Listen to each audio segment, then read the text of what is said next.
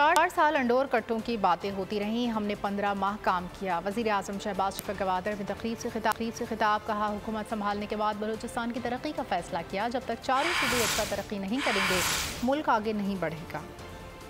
4 साल उसके ऊपर कोई काम नहीं हुआ था, हर चीज बंद कर दी गई थी और हर चीज को खत्म कर दिया गया था। उस हुकूमत को ये गवारा नहीं था कि हम बलूचिस्तान जैसे दूर अफ्तादा इलाके की तरक्की करें, लेकिन अगर दिन रात गालियां दी जाएं, चोर डाकू का एक रिवाज कायम किया जाए और मैं फरिश्ता हूं, तो ये उसके नताइज हैं जो आज आपके सामने। मैं समझता हूं कि ये भी एक बड़ी वजह है कि चीन जो कि हमारा हमालिया नुमा दोस्त है, जब मैं आया यहाँ पे तो उन्होंने, यहाँ के एडमिनिस्ट्रेशन ने मुझे कहा कि वज़ीर आज़म ये मसला है, ये मसला है। तो कहने का मकसद है, एक महदूद, एक मनफी, एक बीमार जहनीत ने इस सारे सफर को, जिसको पंजाबी में कहते हैं कि पेंडे को खोटा कर दिया। मैं एक मिसाल देता हूँ रेकोडिक की, अरबों रुपए उसके झगड़े के ऊपर झोंक दिए गए। आज पाकिस्तान डिफॉल्ट के खतरे से निकल चुका है।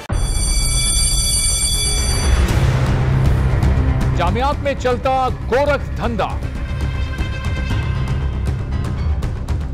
नौजवानों के मुस्तकबिल से खेलने वाली काली भेड़ों के आगे हुकूमत और इंतजामिया मुकम्मल बेबस। मुस्तकबिल के मेहमानों के तहफ्फुज के लिए बोल ने उठाई आवाज, सहाफती फराइज को निभाते हुए पहुंचाई हर खबर अवाम तक। बड़े स्कैंडल से जुड़े तमाम हकाइक रखे अवाम के सामने, क्योंकि बोल है पाकिस्तान का नंबर 1 न्यूज चैनल।